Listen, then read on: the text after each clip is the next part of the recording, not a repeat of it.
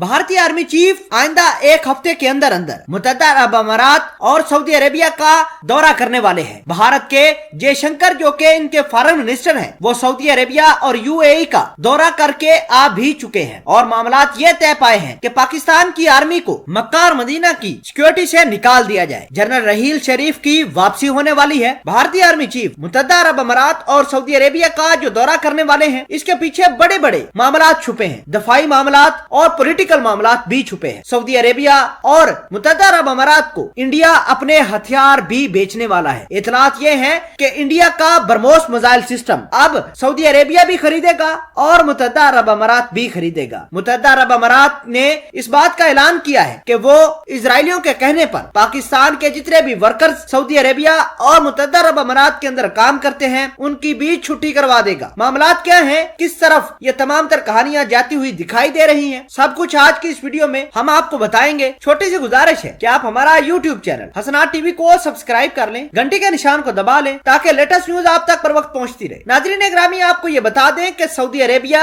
मुत्तहदा अरब अमारात किस तरह पाकिस्तान के खिलाफ जहर उगल रहे हैं, जरा उसकी कहानी आपको बड़े अच्छे तरीके से बताई देते हैं। इतलात ये है कि मोदी ने अपना army chief general Manoj Naravane और अपना नेशनल सिक्योरिटी एडवाइजर मुत्तहदा अरब अमारात और सऊदी अरेबिया के दौरे पर भेजने का फैसला किया है। ये हंगामी दौरा होगा और सऊदी अरेबिया को भारत अपने ब्रह्मोस मिसाइल सिस्टम और सुखोई फाइटर जेट देने के मामलात के ऊपर गौर कर सकता है और सऊदी अरेबिया के साथ भारत के ये मामलात भी तय पा सकते हैं कि पाकिस्तान की फौज को जो मक्का और मदीना की सिक्योरिटी पर मामूर है उसको निकाल दिया जाए और भारत की फौज के अंदर जो मुसलमान फौजी हैं उनको मक्का और मदीना की सिक्योरिटी पर मामूर कर दिया जाए। नाज़रीन ग्रामी, आपको ये बता दें कि पाकिस्तान की जितना भी कंसर्न इन अरब ममालक के अंदर मौजूद है वो खत्म होने वाला है। जनरल रहील शरीफ को जो कि इत्तेहादी फौज के सरबराह हैं, उनकी सरबराही बिल्कुल खत्म होने वाली है। इजराइल ने बड़े अच्छे तरीके से सऊदी अरेबिया और मुत्तहदा अरब अमारात को अहकामात जारी कर दिए हैं। नाज़रीन, आपको ये बता दें कि दुबई के अंदर जितने भी आला हुकाम है मुसाद के,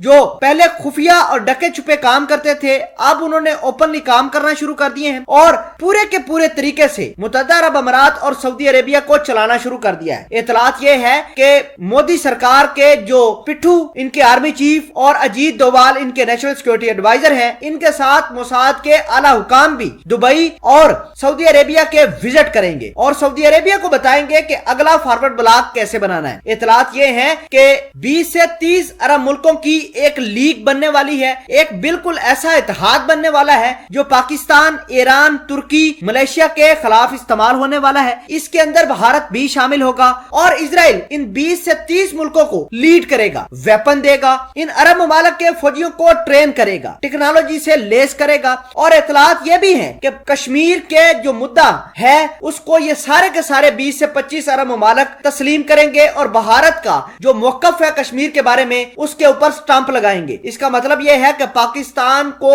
जो कश्मीर के मामलात में अरब ममालिक की सपोर्ट हासिल थी वो भी खत्म होने वाली है। नाज़रीन, आपको ये बता दें कि अरब ममालिक खुसूसन मुत्तहदा अरब अमारात और सऊदी अरेबिया ईरान के निशाने के ऊपर हैं। ईरान भी अपना एक फॉरवर्ड ब्लॉक बना रहा है। वो ब्लॉक रशिया, पाकिस्तान, चाइना और इसके अलावा तुर्की, मलेशिया भी शामिल होंगे। और इतलात ये है ईरान मुत्तहदा अरब अमारात के ऊपर आइंदा कुछ दिनों के अंदर हमला भी कर देगा